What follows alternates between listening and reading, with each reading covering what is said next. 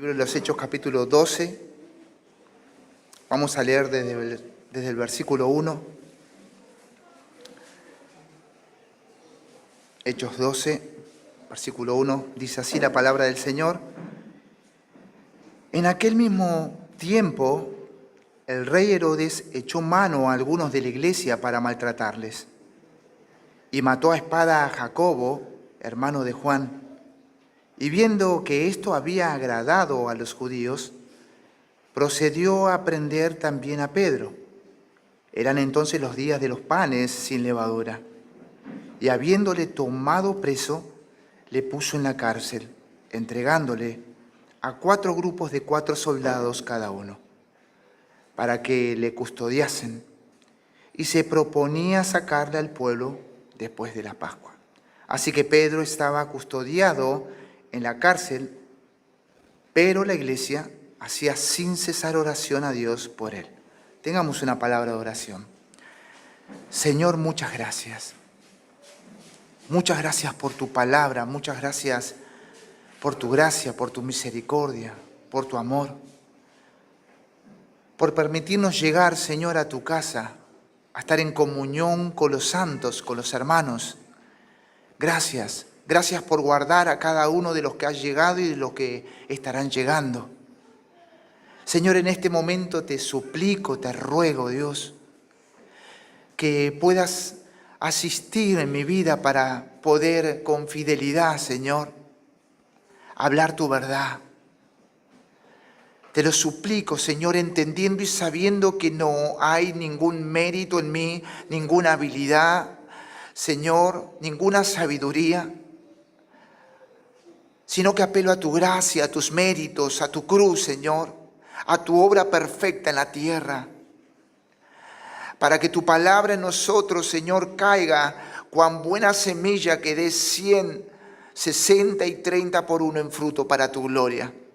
Te lo pedimos, por favor, Señor, en Cristo Jesús. Amén y amén. Tome su ubicación si así lo desea, hermano. Gloria al Señor. Como le decía antes, hermanos, estamos exponiendo el libro de Hechos de los Apóstoles. Amén. Sabemos que el autor es el doctor Lucas, pero hoy, entrando a este tema muy particular que me ha bendecido tanto este texto, le quiero tratar de hablar del poder político civil que se levanta contra la iglesia. Hemos visto lo que viene haciendo Dios en la iglesia allí en el capítulo 11, desde el versículo 27 o anterior al 20, cómo Dios viene obrando, los hermanos venían exponiendo, cómo vinieron unos hermanos, profetas, de Jerusalén a la iglesia de Antioquía, y se levanta Ágabo y da una palabra, ¿no?, que se cumple. Y luego de entender y saber que los hermanos de la iglesia madre, de la iglesia de Jerusalén, Judea, justamente, estaban en necesidad, dice Lucas, inspirado por el Espíritu Santo, que los hermanos de la iglesia de Antioquía, mayormente gentiles, juntan una ofrenda enviándola para que los ancianos, la pastoral, el liderazgo de la iglesia de Jerusalén, de Judea, por mano de Saulo y de Bernabé, le llevasen. Es algo muy importante que vemos. Y aquí nos dice Lucas, en aquel mismo tiempo, o sea, algo simultáneo. Cuando Bernabé y Saulo están agarrando la ofrenda para llevar a los ancianos y que la distribuyan a las necesidades de la iglesia de Jerusalén, dice justamente el doctor Lucas que acontece lo que hemos leído, que este rey Herodes echó mano a algunos de la iglesia para maltratarles.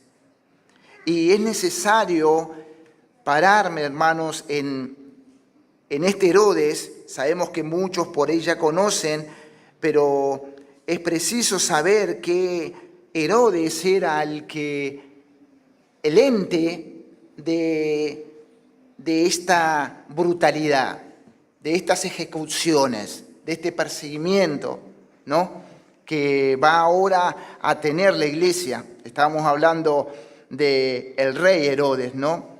Y este Herodes es Herodes Agripa I, es el Agripa mayor, el Agripa más grande, ¿no? Es nieto de Herodes el Grande, el que encontramos allí en Mateo capítulo 2, que quieren justamente aniquilar al Señor haciendo una matanza extremada, grandísima. Y también este Herodes, ¿no?, Agripa I, es sobrino de Herodes Antipas. Así que vemos que Lucas nos está hablando de este Herodes que se levanta para causar estragos. Y muchas veces nosotros pensamos y decimos, wow, la iglesia en este momento en Jerusalén estaba en paz, el que venía persiguiendo la iglesia, que sabemos que era Saulo, ya se había convertido, entonces vinieron años de paz, de tranquilidad, y se predicaba el Evangelio y estuvimos viendo cómo el Señor obraba a través de la predicación del Evangelio y cómo Dios utilizaba a los vasos, a los instrumentos para su gloria. Pero de repente se levanta este Agripa que parece ser que los judíos se inclinaron a él, es decir, él siempre buscaba favorecer al pueblo judío, ya que algunos comentaristas dicen que su madre, ¿no?, venía de esa raza, ¿no? Él siempre quiso favorecer y aparentemente, según la... No quiero errar, déjenme un ratito que ya se los digo, hermanos. Según la Mishnah judía, ¿no?, nos dice el comentario de Bruce que relata que este hombre Agripa, el rey Agripa o Herodes Agripa I, dice que la ley del reinado allí, que está en Deuteronomio 17, del 14 al 20, públicamente en las fiestas de los tabernáculos, en un año sabático, ¿no? Y se dice que podría haber sido en el año 41. Y dice que al leer justamente el versículo 15 que dice la ley de Moisés, no pondrás un rey gentil, se lo digo con mis palabras, dice que este hombre lloró, ¿no? Y al llorar públicamente, leyendo esas palabras que nos dice no podrás poner sobre ti a un extranjero que no sea tu hermano, porque recordaba la ascendencia edomita de los Herodes, este Agripa. Pero el pueblo dice que recordando más bien su descendencia asmonea, exclamó diciendo, no desmayes, eres de verdad nuestro hermano. O sea, aparentemente de todos los Herodes fue el único aceptado por el pueblo judío. Herodes el Grande había hecho un gran templo para también querer ser favorecido por el pueblo judío, pero no fue así. Y aparentemente, según la historia, nos habla que este Herodes Agripa I fue justamente el más apreciado, por así decirlo, por el pueblo judío. Amén. Ahora bien, vemos cómo la persecución se desata por parte del poder político, se levanta contra la iglesia de Jerusalén y no lo hace para amenazar, sino para ejecutar. ¿Y a quién ejecuta? A Jacob. Amén. A Jacob. Y nos dice Lucas que este Jacobo tenía un hermano, y el hermano de este Jacobo era Juan. Es decir, eran los hijos de Zebedeo.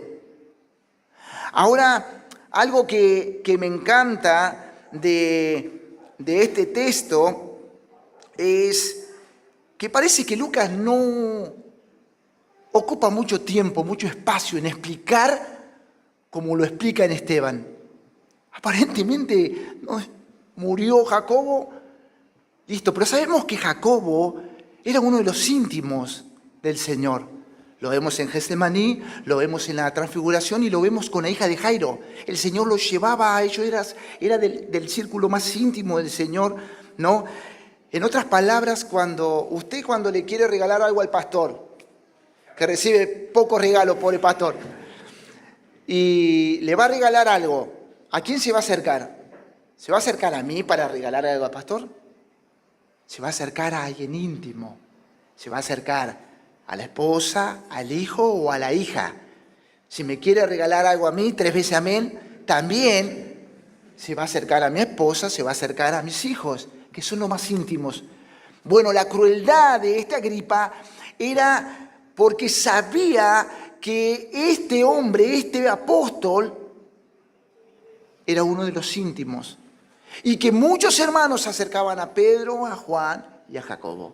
Porque cuando querían saber algo de la transfiguración, ¿a quién se iban a acercar? A Jacobo, a Pedro o a Juan. Algunos de los hermanos que estuvieron con él. Cuando querían saber algo, cómo el Señor cómo el Señor hizo para resucitar, se acercaban a ellos. Y así muchas cosas que edificaban y fortalecían la iglesia. Ahora bien, algo para poder ver en este versículo tan rico, donde nos habla que lo mató a espada, probablemente lo decapitó a Jacobo, ya que el texto no lo dice. Dice que lo mató a espada. Vemos tres cosas, 3 sugerencias muy, muy particulares. La primera que nos habla el versículo, o que nos habla Lucas en este versículo que puedo notar, es que cuando muere Jacobo, no buscan a algún sucesor, no buscan a ningún sucesor. ¿Por qué motivo? Porque ya se estaba terminando la época apostólica, por decirlo así, como alguno puede pensar, pero allá Matías, ¿qué pasó de Matías? Judas era un traidor, y por eso el reemplazo. En este caso no hay sucesión apostólica, no eligen a ningún apóstol. Otra de las cosas que podemos ver y que enriquece mi vida, hermanos queridos, es que la obra es del Señor. Lo que Lucas nos quiere mostrar, que la obra es del Señor. Claro que cuando no estén los hombres de Dios, como la iglesia de Jerusalén, creo que lloró y se lamentó, pero sabemos que el dueño de la obra es el Señor. Es muy importante eso. Él es el dueño de la obra. Dice allí el Salmo que si Él no edifica, en vano edifican los hombres. Que si Él no guarda, en vano vela la guardia. ¿No? Qué bueno y qué precioso es eso. Y algo que estábamos diciendo antes de comenzar la exposición, vemos que el Señor es soberano. Dios es soberano, pero ¿por qué motivo Gustavo es soberano? Porque vemos que a Jacobo lo mata, pero a Pedro lo lleva preso.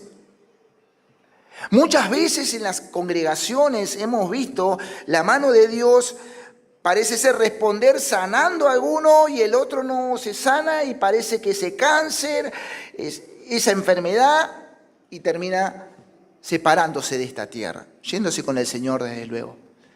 A veces decimos, ¿por qué aquel sí y aquel no? Porque el Señor es soberano y Él sabe hacer las cosas y la hace de una manera correcta y perfecta, conforme su voluntad. Qué precioso que es esto. Qué maravilloso que es esto, el saber que el Señor es soberano. El saber que Él hace como quiere, donde quiere y con quien quiere. ¿Le va a decir algo el barro al alfarero? Qué maravilloso es eso. A veces pensamos y decimos, Pero ¿por qué a mi sobrino no? ¿Por qué a mi pariente no? Y que anhelamos y tenemos que seguir orando. Esto no quiere decir, bueno, no oro, no, bueno, no predico. No, para nada, justamente nuestra responsabilidad. Y es la decisión correcta el predicar el Evangelio, porque es un mandamiento de Dios, ir y predicar el Evangelio. Pero qué bueno es entender que el Señor es el soberano y que Él va a cumplir con sus promesas, porque Él es fiel. Nosotros somos infieles, pero Él es fiel. Y esto nos bendice y nos fortalece. Es algo muy, muy importante, hermanos queridos, que el Señor es soberano, que el Señor es el dueño de las obras, de la obra, de la iglesia, y que ya no hay más apóstoles. Encontramos los 12 en estos 66 libros del Nuevo Testamento, encontramos allí, me ayudan 27, estoy medio nervioso por ahí. Allí encontramos 12 apóstoles, ¿no? Luego, claro, alguien me puede decir Pablo, sí, también Pablo, apóstol a los gentiles. Ahora bien, siguiendo nuestra exposición, dice luego Lucas, el versículo 3, y viendo que esto había agradado a los judíos. ¡Wow! Qué fuerte es eso, ¿no? Algo que nos hablaba nuestro hermano el domingo, nuestro hermano Samuel, justamente en cuanto a cómo los judíos siempre tenían ese recelo, ese menosprecio hacia los gentiles, pero ahora estamos hablando de judíos. Jacobo era judío, Pedro era judío. Pero justamente podría ser el recelo y la ira de los judíos. Allí encontramos el capítulo 10 que Lucas nos relata, donde se abre la puerta gentil, donde Pedro predica a Cornelio, donde gentiles entran a la salvación. Y vemos que los judíos ortodoxos, legalistas, religiosos, no podían ver esto, no podían aceptar esto. Lo veían, pero no lo aceptaban. Y eso justamente es lo que nos habla el texto. Y algo muy importante que ha pasado a lo largo de la historia. Muchas cosas, miren, perversas, macabras, la han hecho en el nombre de Dios. En el nombre de Dios. Muchas herejías han hecho en la historia de lo que es el cristianismo, y no los cristianos verdaderos, estamos hablando de sectas, estamos hablando de otra gente, lo han hecho en el nombre de Dios. Esta gente estaba creyendo que estaba haciendo bien. Esta gente estaba contenta porque Herodes había eliminado, matado a su prójimo. Que Dios nos libre de lo que es el legalismo, que Dios nos libre de lo que es la religión, ¿no? Que eso justamente es lo que nos hace mal y no nos deja ver más allá. Así que nos dice así el autor, que viendo que esto había agradado a los judíos, procedió a prender también a Pedro. Ahora en la segunda parte nos habla justamente, nos registra el autor, que apresa a Pedro. Cuando comenzaban los días de los panes sin levadura. Allí lo dice también, ¿no? Nuestro hermano Lucas nos dice, procedió a prender a Pedro, eran entonces los días de los panes sin levadura.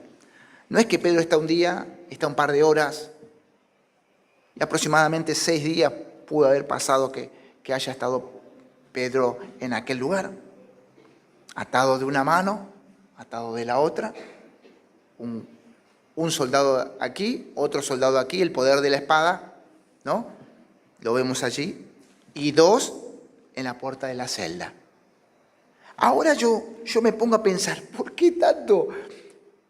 ¿Por qué 16 personas turnándose cada 3 horas en la vigilia de la noche, cada 3 horas?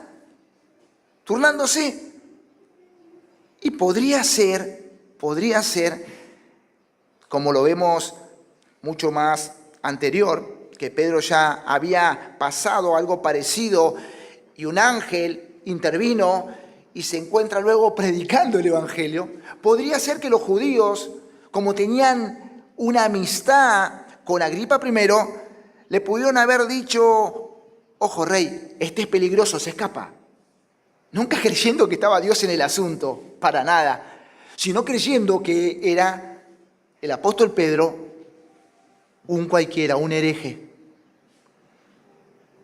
Y por ende puede ser que le meten seguridad máxima, ¿no? Vemos allí, como lo hemos dicho antes, el poder civil, político y el poder de la espada. Pero nuestro Señor es más poderoso que todos. Y qué precioso y qué hermoso el saber que el pueblo del Señor estaba descansando en su Dios. No se detuvo a llorar, no paró y se lamentó, sino que dice el versículo 5 que oraba la iglesia sin cesar, insistentemente oraba, y no porque tiene poder la oración, sino porque descansa en el Dios que tiene poder, en el Dios que responde y sabe hacer su obra, porque la obra es de Dios. Y qué importante que es eso, hermanos, qué importante es orar por nuestros pastores, nuestros líderes, por los expositores bíblicos que tenemos en la iglesia Sion.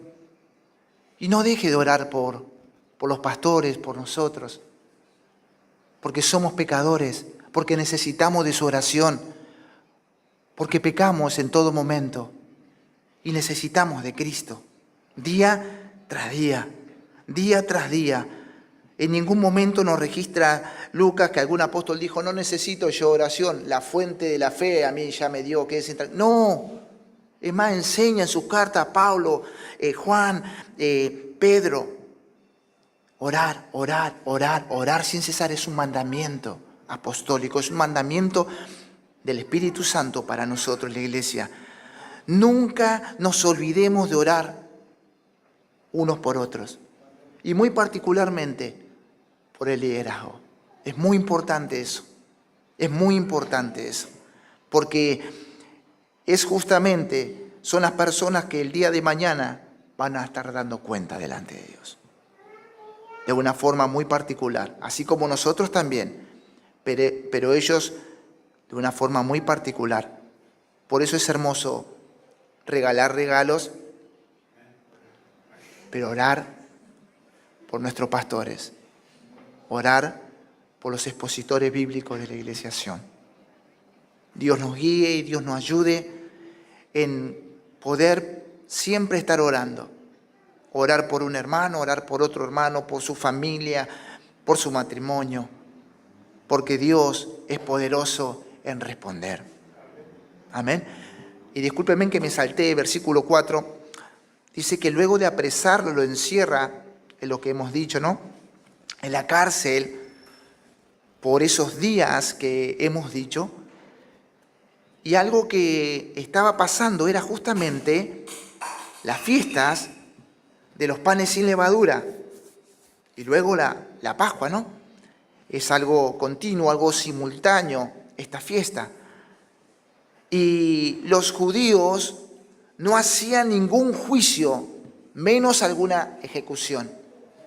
Y aparentemente, como nos dice Lucas, Agripa estaba esperando que pase la Pascua, y si alguien puede pensar y decir: pero El Señor es el Señor y Él va contra todo pronóstico. Él es el Mesías, Él es el Salvador y toda escritura se cumple en Él. Amén. Pero vemos que aquí quería dejar que pase la Pascua para luego, como nos relata, ¿no? Lucas, parece ser que quería ejecutar allí a Pedro. Allí lo quería ejecutar. Pero nuevamente vemos que a pesar de la aflicción que estaba viviendo el apóstol, él estaba descansando en el Señor. Nos dice un poquito más abajo, él estaba apresado, habían dos allí en la puerta de la celda, dice que él estaba durmiendo cuando vienen a rescatarlo. Y eso nos habla de un salmo: en paz me acostaré y así mismo dormiré, porque solo tú, Señor, me hace vivir confiado. Vemos un hombre maduro que aprendió en las circunstancias, aprendió en las aflicciones, aprendió a pesar que todos nosotros nos podemos identificar con Pedro, con lo que fue antes, ¿no? Que quede bien claro que cuando decimos con Pedro, con el que fue Pedro, no con el apóstol lleno del Espíritu Santo, que fluía la palabra de Dios, que fluía la revelación que podemos estar leyendo allí en sus cartas. Qué precioso y qué hermoso, hermanos queridos, es justamente ver la manifestación del Señor protegiendo a su iglesia. Por allí alguno podría decir o podría pensar, pero mirá lo que le pasó, ahora de vuelta se pinchan los hermanos, muere uno, el otro, no. Justino Mártir decía, y en pocas palabras lo digo, que la iglesia del Señor es como la viña que empiezan a cortar y tiene que caer para dar más fruto. Para dar más fruto. Así pasaba. Murió uno de los íntimos del Señor, la iglesia oraba y siguió dando más fruto, porque la obra es de Cristo, la obra es de nuestro Dios. Y es importante que podamos confiar en nuestro Señor, ver al Dios soberano que actúa a pesar del poder político civil. Estás en el control de Él. Algo que me encanta que nos enseña nuestro pastor Ángel los días viernes en el seminario, y los invito, a las 19 horas comienza, es que cuando hay alguien con un arma y dispara a alguien o no la dispara, nuestro Dios soberano está sosteniendo eso, porque Él es soberano y nada se escapa de Él. Tengamos una palabra de oración, iglesia. Señor, muchas gracias por tu palabra. Muchas gracias, Señor, porque tú eres soberano.